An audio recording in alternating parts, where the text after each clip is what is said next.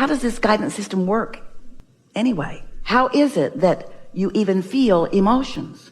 Well, what your emotions are the blending or not blending of your vibrational output, you in your human body, in your human personality, what you're thinking about in relationship to what your inner being, who is a larger part of you, is thinking about what you're thinking about at the same time that you're thinking about it. You're never thinking about anything that your inner being isn't right there with you, aware of what you're living, with an impression, with an attitude, with an opinion of the same subject. So for example, when you see something or someone and you really appreciate them and you feel all swollen with that feeling of appreciation, in that appreciation, that means that your thought about whatever you're focused upon and your inner being's thought about whatever you're focused upon is so similar in vibrational nature that there's no separation between you, and the fullness of love and appreciation that you feel is the indicator of that. But if you're looking at something and you're displeased with it, you're hating it, even though by all of your documentation you have every right to do it, and maybe even strong justification for doing it, just the same, in your hatred or disapproval of whatever it is, you feel that emptying of yourself, emptying out sort of feeling that negative emotion is, which is the indicator that your inner being is not thinking the same thing about that. Now, why is that so helpful? Well, your inner being's been around a long time. It's the eternal part of you. Your inner being existed before you came into this personality. And even when you came into this personality, your inner being remained non-physically focused, aware of all that you are about, but non-physically focused, meaning pure positive energy, meaning only love energy, meaning that eternal energy that really is who you are. You said, I'll go forth into this new leading edge environment and I will sift and sort. I will live life, and through the living of my life, I will come to new awarenesses of what could be better. And your inner being said, and we will remain non-physically focused. And when you discover something more that you want to add to all of our evolutionary mix, we will follow the theme of your new idea, and we will hold ourselves in vibrational alignment with that new idea, and we will be so clear about our vibrational stance of pure positive energy plus this new thing that you are asking for, that there will be such a steady signal or beam of a vibration that when you line up with it, you'll feel it. And when you hold discord to it, you'll feel that too. And you said, what a great idea. What a wonderful guidance system that you have within you, so that you, the eternal you, can continue to find new, because if there is not someone, you, pioneer, you, out here on the leading edge, you, having new experiences, you, and coming to new conclusions and new awarenesses, then there can be no expansion, and you are doing that. You said you would, and you knew that you had guidance that would let you, once you came to a new awareness and a new conclusion, you knew that your guidance would help you to hold yourself to the new idea, because new ideas are more difficult to hold yourself in vibrational alignment with. It's much easier to just look around and offer a vibration based upon what you're observing, isn't it? So if you see good things, you say, good things. But if you see not good things, you say, not good things.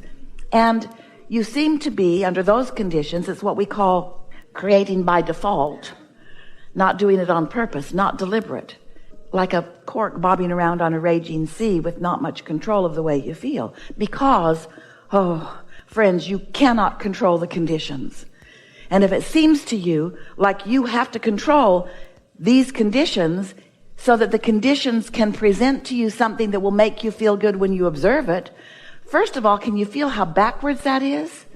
That's not what deliberate creating is. Deliberate creation is seeing what you don't want and therefore knowing what you do want. And even though what you don't want might be more dominant and more obvious and more easy for you to see, and more often, especially right now, when you're just seeing it, you must find a way to focus upon the solution rather than on the problem.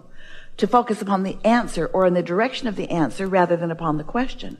And as you do that, the tension in your body will release right away. And then, this is the part we love saying the most,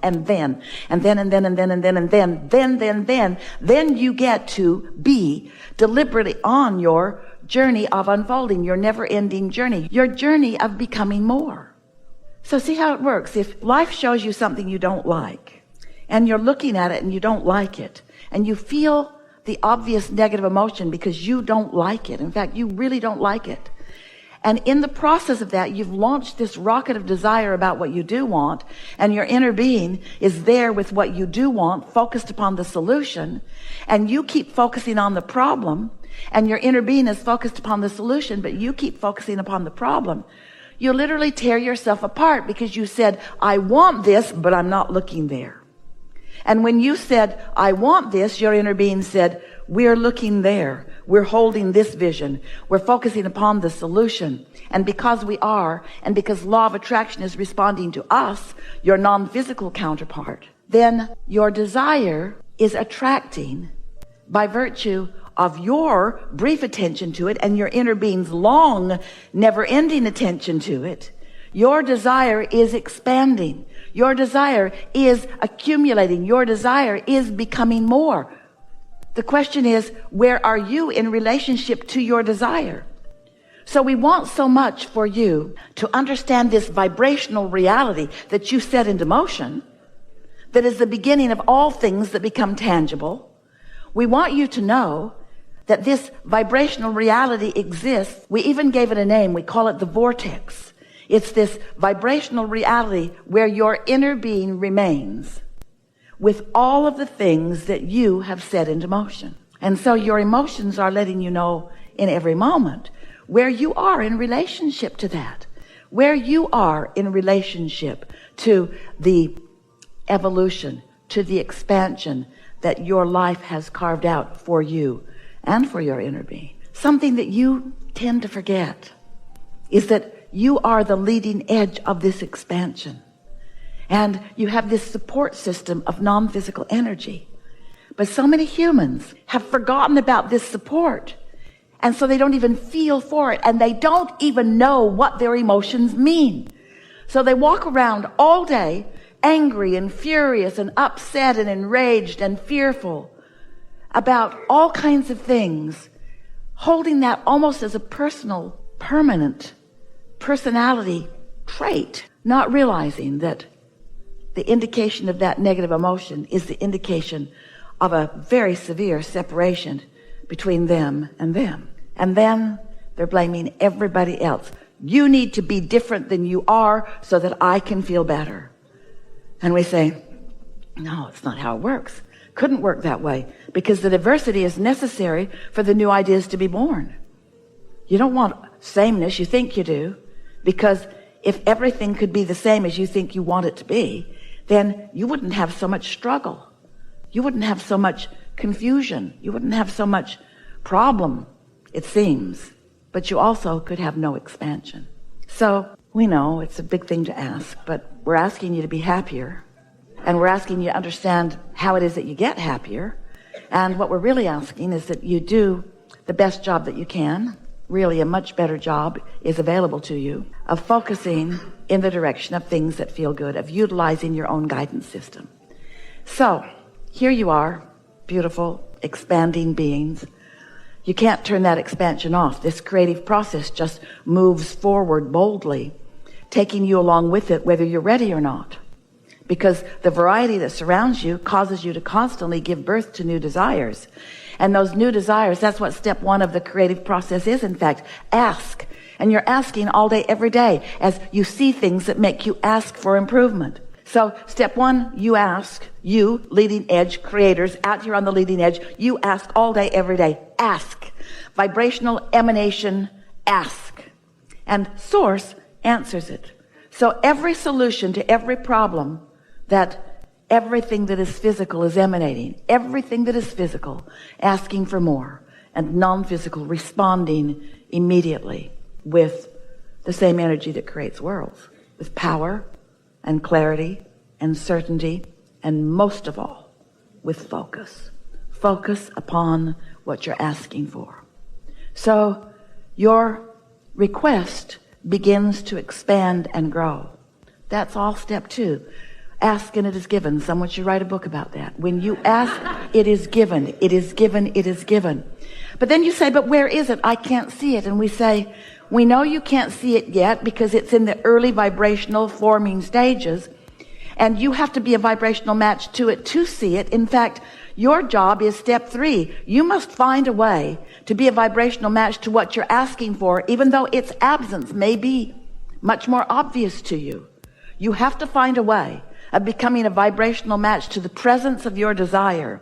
And when you are that, when you are a vibrational match to what you want, in other words, when you feel optimistic, when you are even hopeful, then you are in a vibrational place where you begin receiving impulses of timing, impulses of action, impulses of behavior, impulse of thought, impulse of words, impulses that cause you then to have your hands in the clay of your own creation. So many people identify a problem, which makes them identify a solution, but they relate so much more to the problem because they still believe that if they can convey a strong enough problem, that someone will come to solve their problem.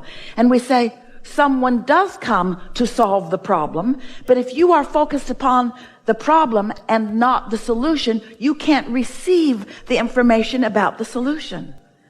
You're getting this, aren't you? You gotta be in the receiving mode. So step 1 is ask, step 2 is source answers, and step 3 is you've got to be an allower of what you've asked for, which means you've got to be in the receiving mode. Now here's the really good news. When you're awake, you're in the receiving mode all the time. But the question is, what channel are you receiving from? Are you receiving from the spin-off of man's conscious thought? Are you receiving from the channel of CNN or Fox News, or what are you receiving? What are you receiving?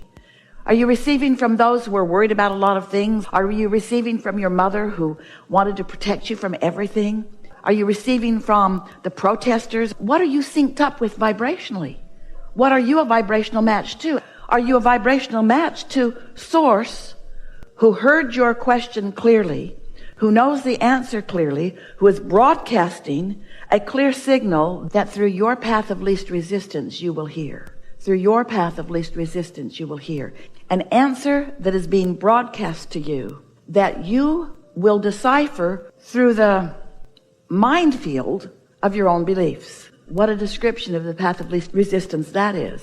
Through the minefield of your own beliefs. But it really is that way. In other words, when you ask for something that you don't believe, your inner being begins broadcasting to you right away a navigational route that will take you to what you want, taking into consideration every belief you hold that's in your way.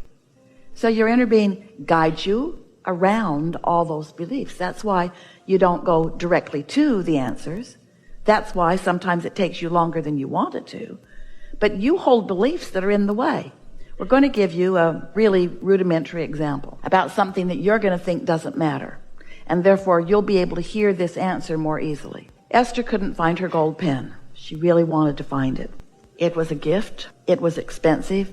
And it was her favorite pen. Whenever she wrote a love letter to somebody, she sat at her desk with that pen. That pen really mattered to her. She'd had it about 5 years. It was gone. She couldn't find it. She looked everywhere for it. I've lost my pen. I've lost my pen. I've lost my pen. I've lost my pen. And Jerry would say to her, well, we'll get you another one. I don't want another one. I want that one. I've lost my pen. I've lost my pen. I've looked everywhere for it and I cannot find it. And she wasn't kidding. She had turned every drawer upside down. She'd been in and out of all of her handbags. She could not find that pen. So finally, she had no choice but to let it go because she couldn't find it. And this went on, we're not kidding, for weeks. I can't find my pen. I can't find my pen. Where is it? Where is it? Where is it? Where is it? Where is it? Now, here's the thing that we want you to know. We knew where it was. And we kept giving Esther an impulse to go look there. But she couldn't find it because you can't find something that's lost.